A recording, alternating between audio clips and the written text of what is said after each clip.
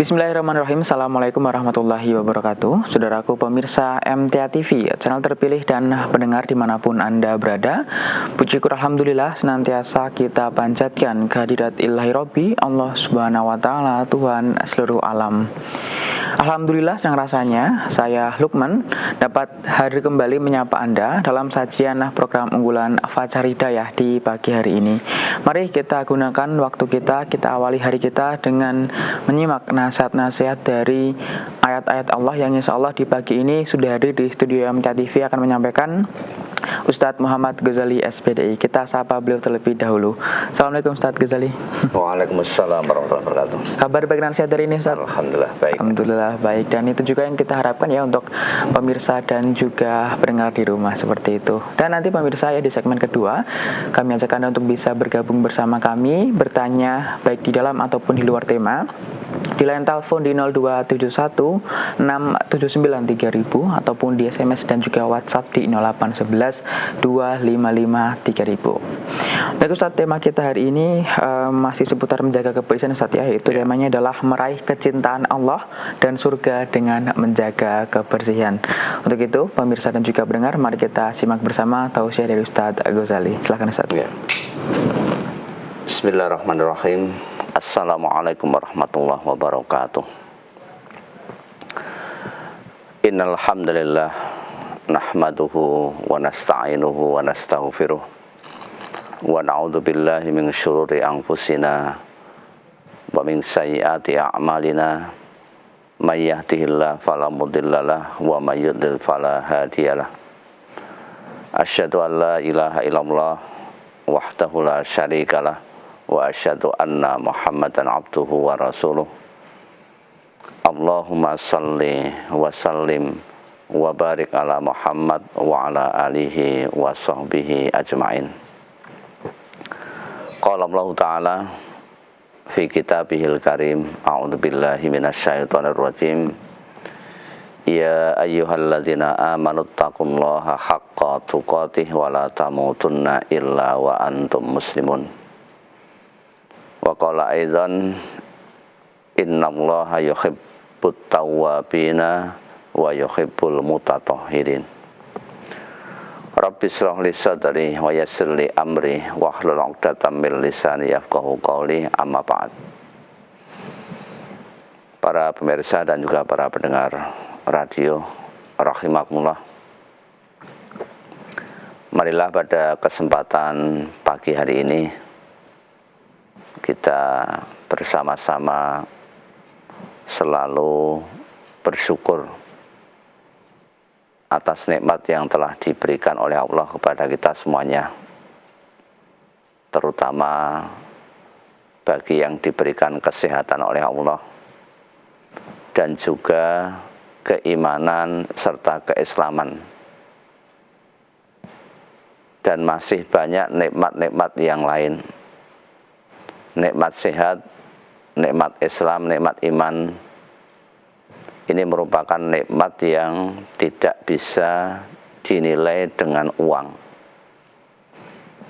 tidak bisa ditukar dengan materi ya. Maka bagaimana perlu kita jaga nikmat tersebut, terutama nikmat iman,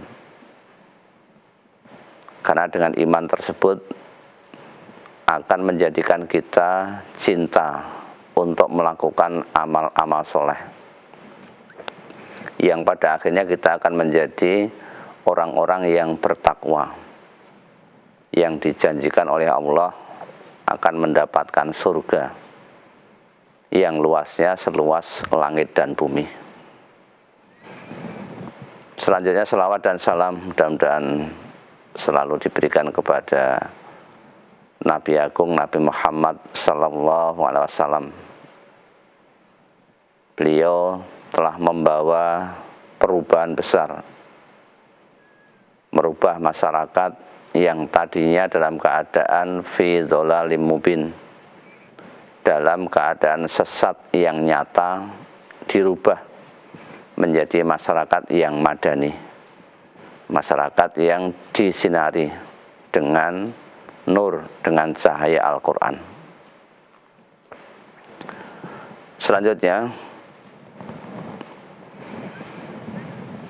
kita semuanya sebagai hamba Allah, sebagai manusia, ini memiliki cita-cita yang sama. Karena kita sebagai makhluk Allah, maka kita mengharapkan bagaimana kita ini dicintai oleh Allah Subhanahu wa ta'ala. Setelah dicintai, sudah barang tentu nanti akan diberikan balasan yang baik, yaitu berupa surga yang telah dijanjikan oleh Allah. Supaya kita dicintai oleh Allah, kemudian dimasukkan ke dalam surga, harus ada amalan-amalan yang nyata yang harus kita lakukan. Tentu masih ada kaitannya dengan keimanan, ya.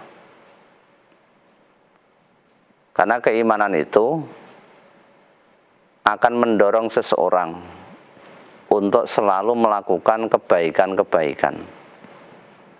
Dan iman juga merupakan benteng dari segala macam kemaksiatan. Iman ini punya sekian banyak cabang, ya.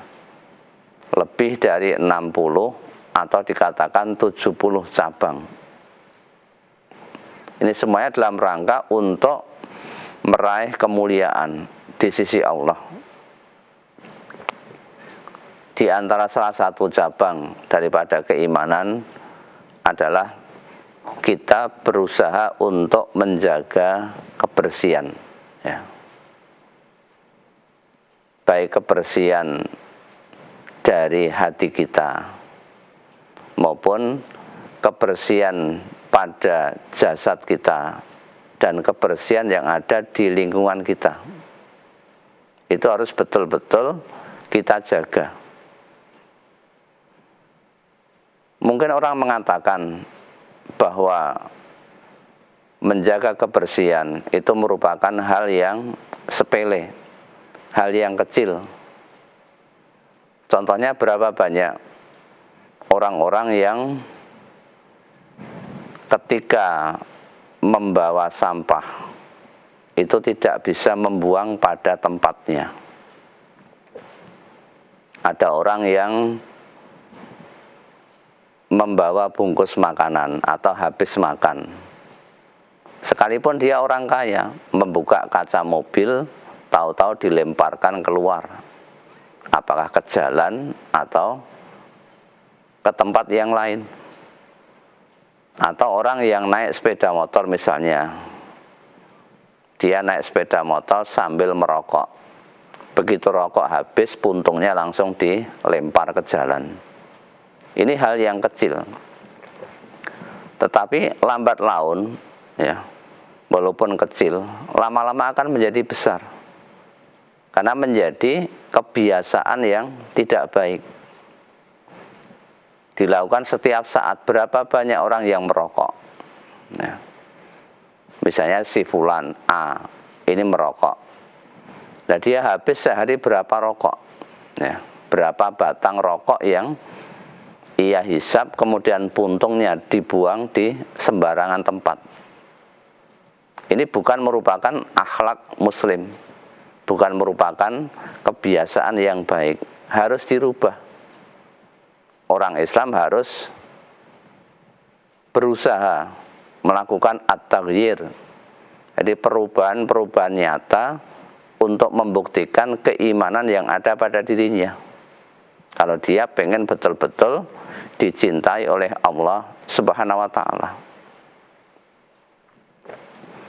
Lah kalau ada 100 orang yang membuang sampah, berapa banyak sampah yang berserakan, ya.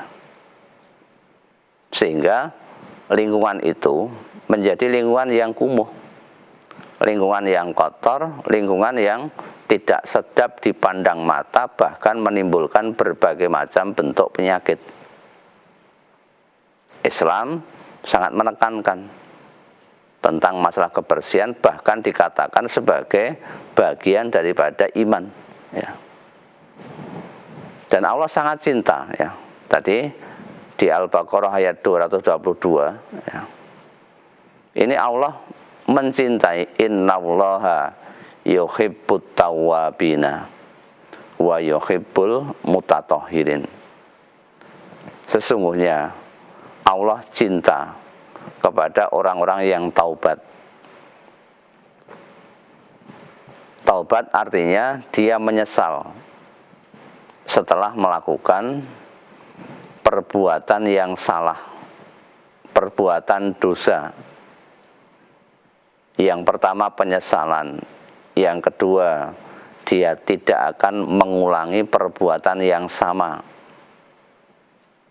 Kemudian yang ketiga mengiringi dengan amalan-amalan yang baik untuk mengganti atau menutup kesalahan-kesalahan tersebut. Kemudian wa yuhibbul mutatahhirin, dan Allah juga cinta kepada orang-orang yang suka membersihkan diri, mensucikan diri, baik akidahnya, badannya, ataupun pakaiannya. Selanjutnya para pemirsa yang dirahmati oleh Allah SWT, ya. Ketika kita ingin menghadap kepada Allah, misalnya kita akan melaksanakan sholat, itu kita juga diperintahkan, ya bani Adam, khudzu zinatakum inda kulli masjidin. Wahai orang-orang yang beriman, wahai anak Adam, pakailah pakaianmu yang baik, pakaianmu yang indah. Yang namanya perhiasan sesuatu yang baik. Pada saat kita menghadap kepada Allah, itu diperintahkan untuk menampilkan sesuatu yang sebaik-baiknya. Kita akan memakai hukum perbandingan.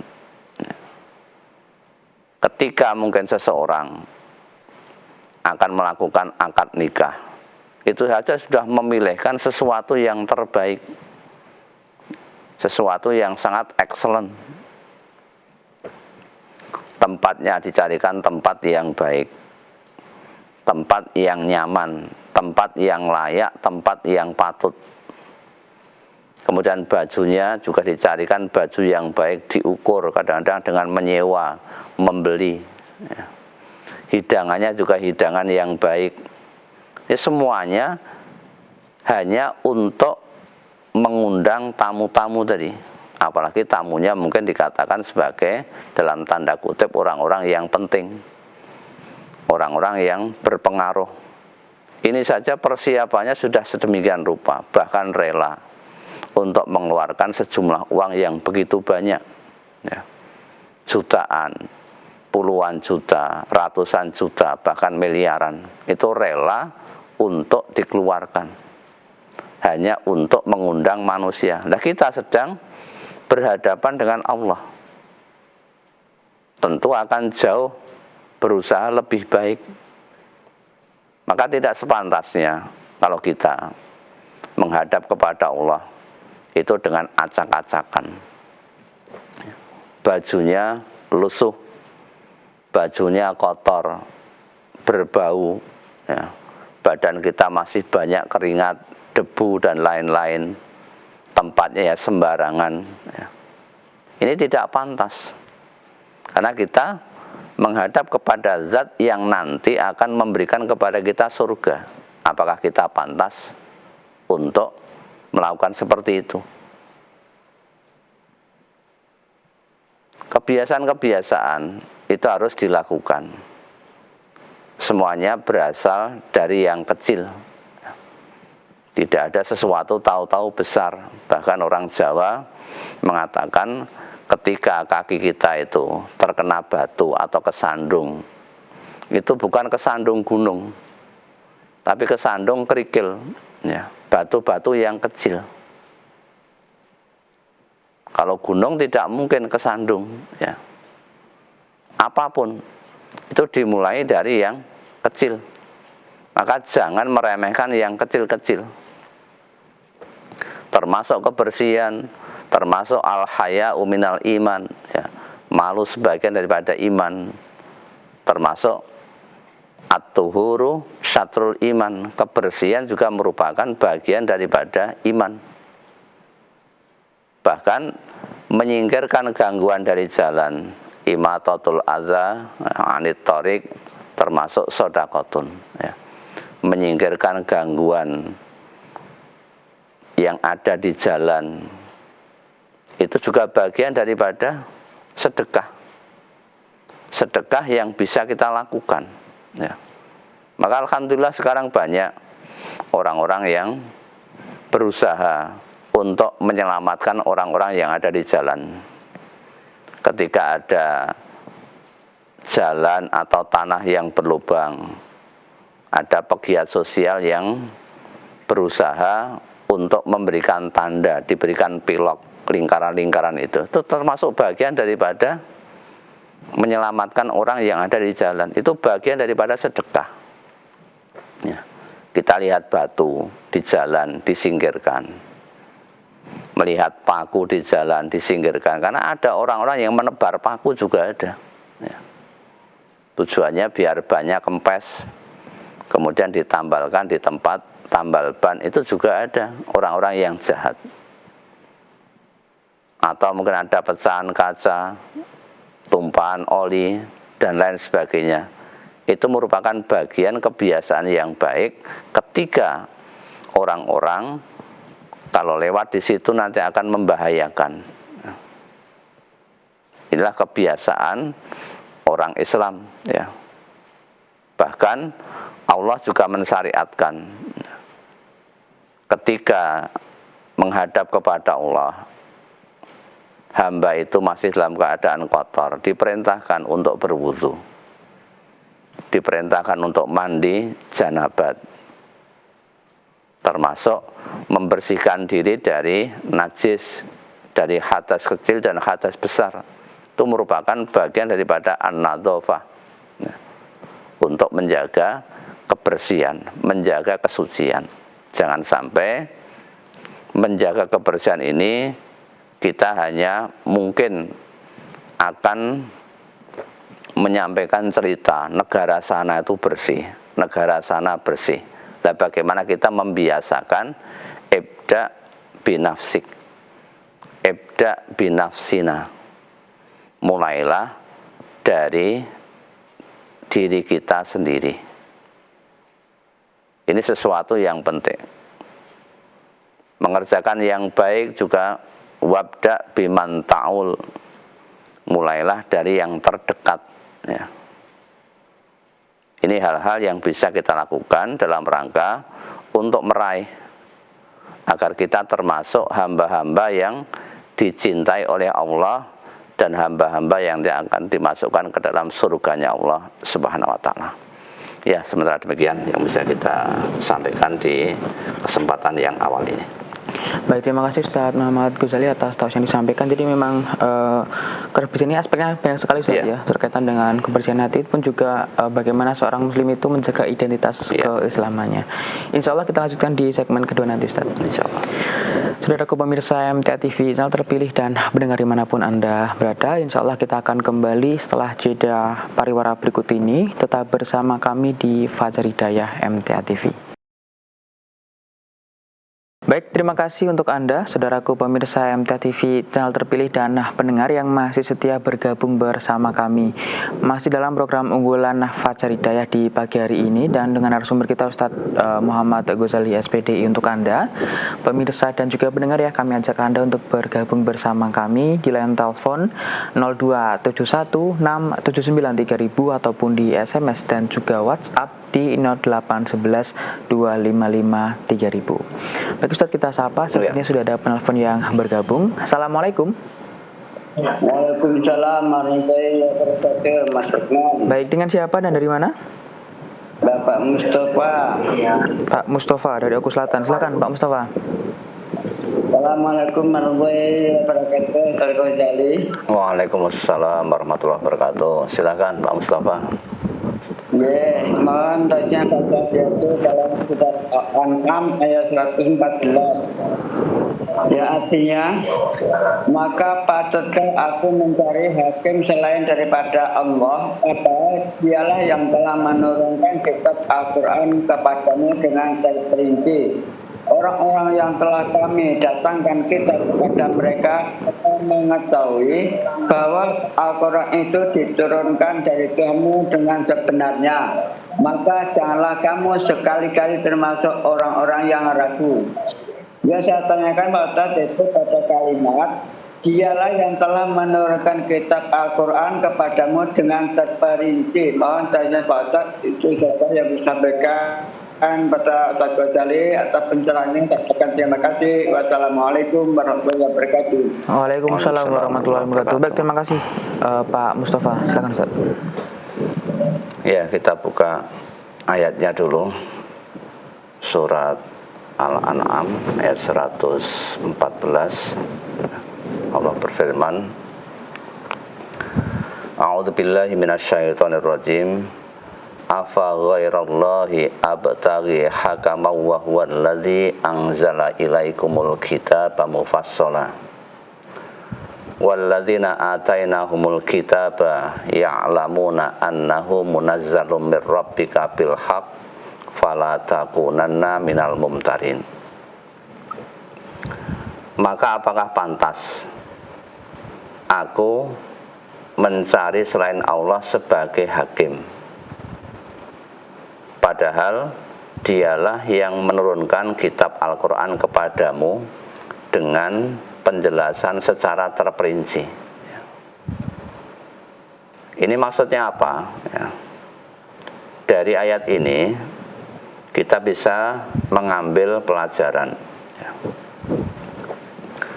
bahwa Allah itu alaihissallah bi ahkamil hakimin. Bukanlah Allah itu merupakan hakim yang seadil-adilnya. Allah itu merupakan pemutus atau hakim yang paling adil. Artinya bahwa tidak ada hakim yang lebih adil, lebih mengetahui atau lebih bijaksana daripada Allah. Sekarang kita lihat bagaimana hakim-hakim yang ada di dunia. Sampai Nabi bersabda, al-qudhatu salasatun, hakim itu ada 3. Wahidun fil jannah, yang hakim yang masuk surga itu 1.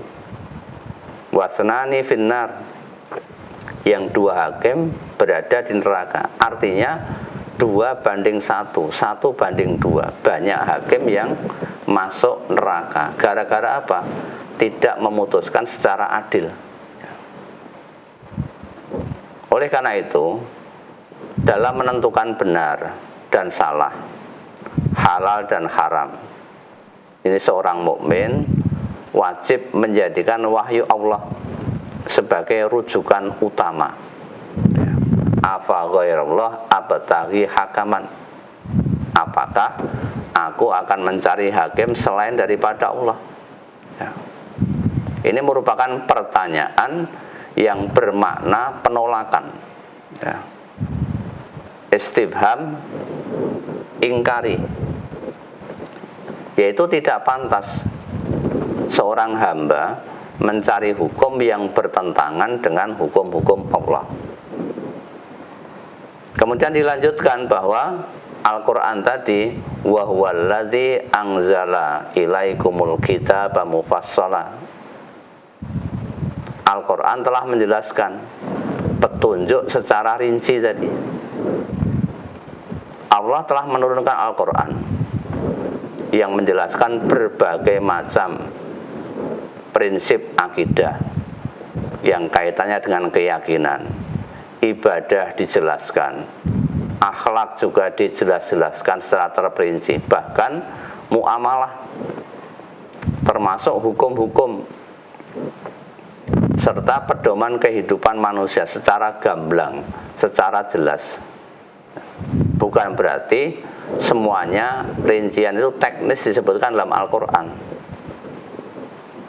tetapi rincian itu perlu disempurnakan, dijelaskan oleh sunnah Nabi ya.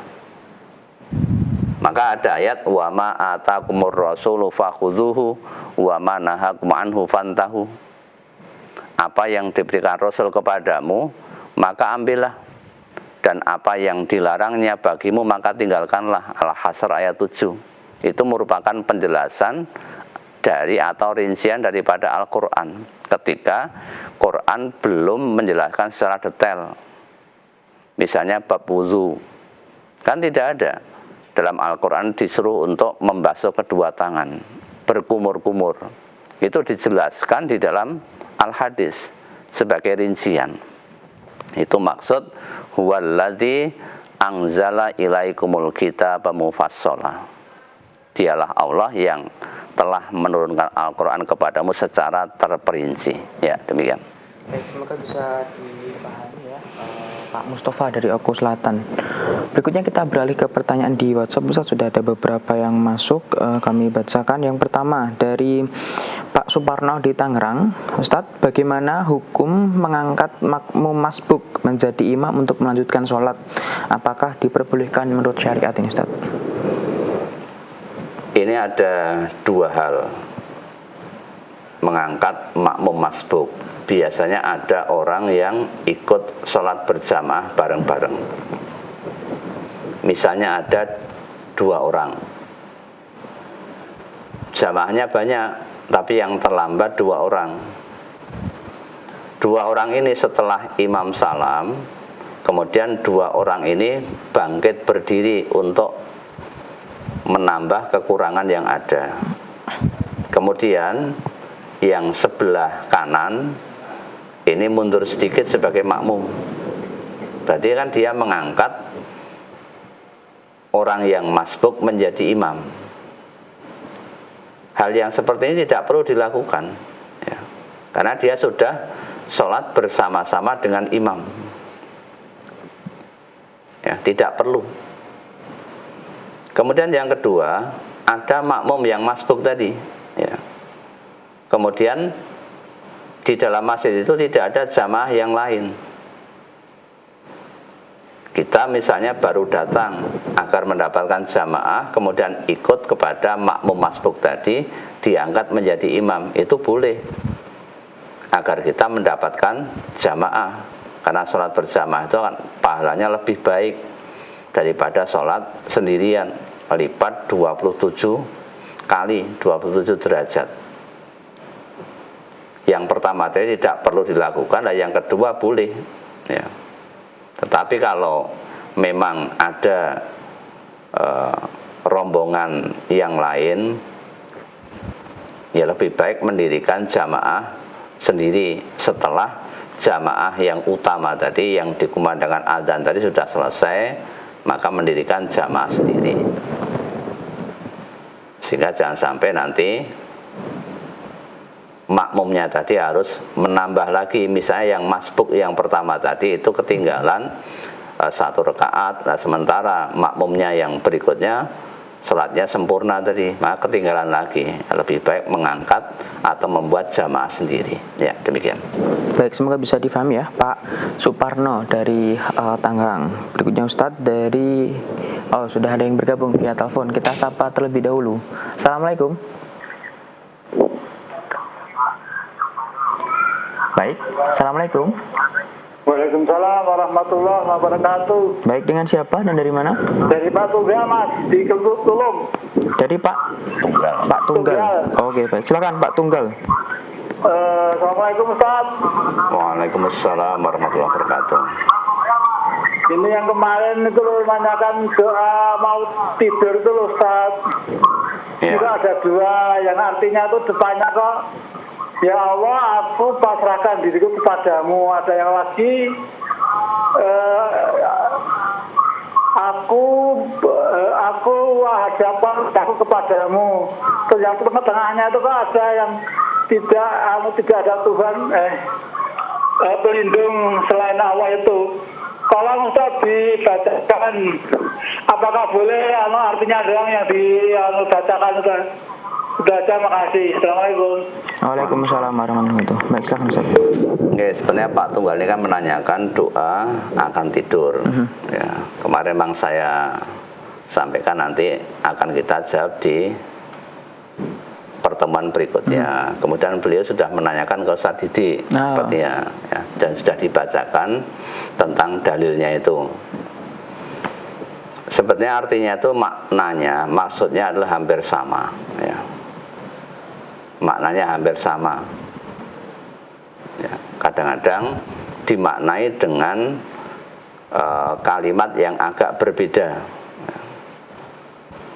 Aku serahkan atau aku pasrahkan, misalnya seperti itu.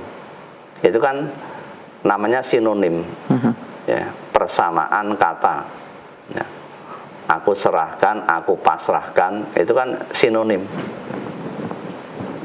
Lah dua-duanya boleh dipakai, karena hakikatnya maknanya adalah sama. Bahkan dalam bahasa Arab itu ada namanya kata yang mustarok, satu kata tapi punya makna yang banyak, bisa bersifat sinonim atau bisa maknanya beda, tergantung gabungannya tadi apa.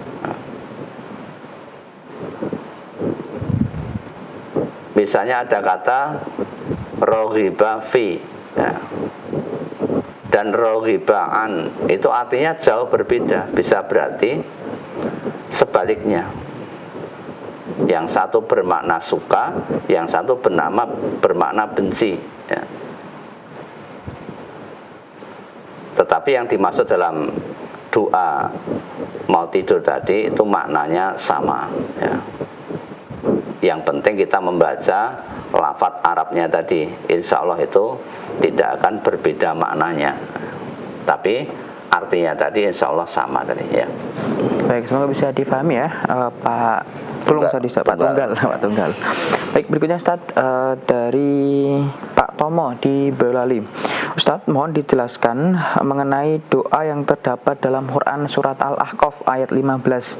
Apakah doa tersebut boleh dibaca setelah sholat? Ustaz, mungkin singkat saja. Jadi surat Al-Ahqaf, ya, surat ke-46, ya. Ya, kita buka saja biar lebih jelas, ya.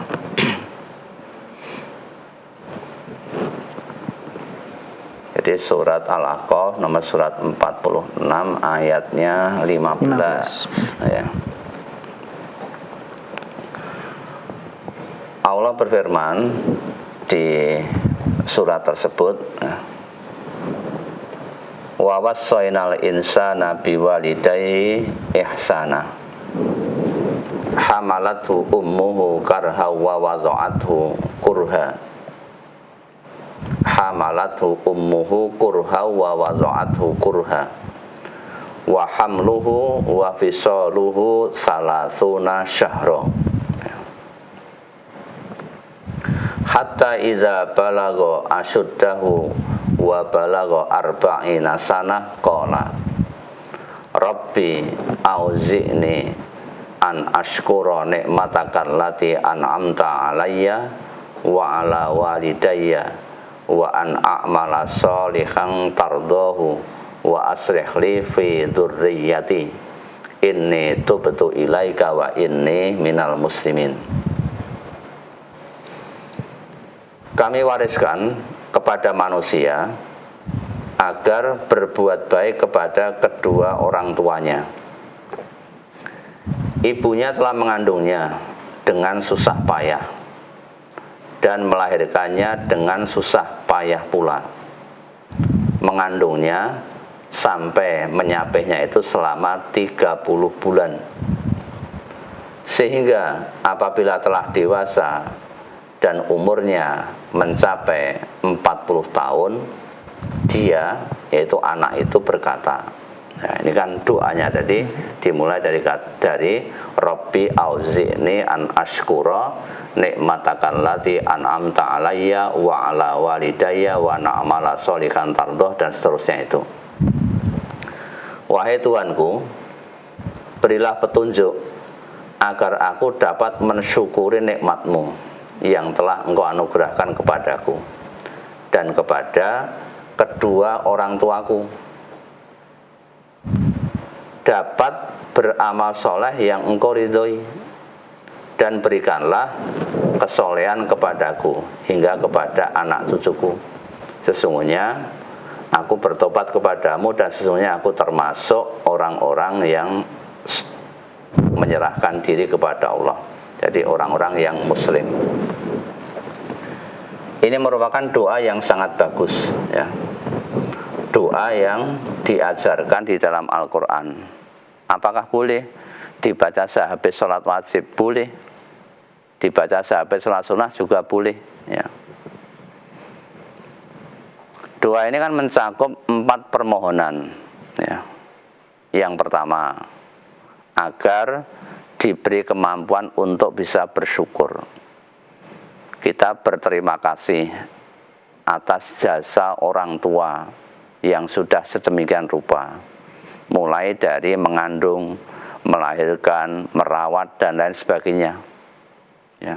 Sehingga kita nanti akan menjadi anak-anak yang berbakti kepada orang tua setelah kita mengetahui betapa susahnya orang tua mengandung kita, melahirkan kita, merawat kita. Ini doa yang sangat bagus.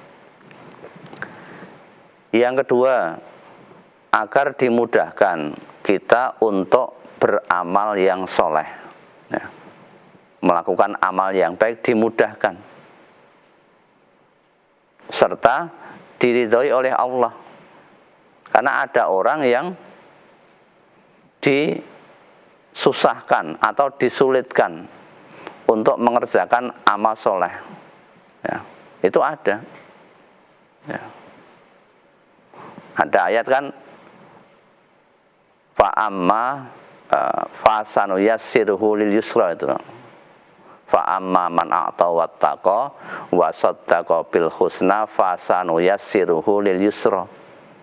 Ini kan orang yang dimudahkan untuk melaksanakan amal soleh. Sebaliknya, wa amma man bakhila wastaghna wa kadzdzaba bil husna fasanuyassiruhu lil usra. Jadi orang itu ketika akan melakukan amal yang baik itu enak-enak wae halangannya. Misalnya guru arep ngaji, kuwi bane gembos. Terus ada lagi halangan apalagi. Jadi untuk mendapatkan kebaikan itu sulit. Banyak sekali hambatannya. Lah kita berdoa agar dimudahkan untuk beramal soleh. Kemudian yang ketiga, agar Allah memperbaiki keturunan, wa aslih li fi dzurriyyati. Keturunan kita menjadi keturunan anak-anak yang soleh, anak-anak yang berbakti, anak-anak yang menjadi generasi penerus dakwah. Kemudian yang terakhir, agar diterima taubat dan juga diteguhkan dalam keislaman. Ini sangat penting. Doa itu penting dan sangat boleh dibaca sehabis sholat wajib, tentu setelah dibaca dzikir-dzikir yang telah ditetapkan oleh syariat, ya. Baik, terima kasih Ustadz Ghazali atas jawabannya, dan sepertinya menjadi pertanyaan terakhir Ustadz, karena waktu yang sudah terbatas, dan kami mohon maaf kepada para pemirsa dan juga pendengar yang mengirimkan pertanyaan namun belum sempat terbacakan, bisa dikirimkan kembali di kesempatan yang mendatang. Terima kasih Ustadz Ghazali atas tausiahnya, dan demikian tadi kebersamaan kita di Fajar Hidayah pagi hari ini. Akhirnya saya Lukman mewakili segenap kru yang bertugas mohon maaf dan pamit undur diri. Subhanakallahumma bihamdika asyhadu alla ilaha illa anta astaghfiruka wa atubu ilaik. Terima kasih dan assalamualaikum warahmatullahi wabarakatuh.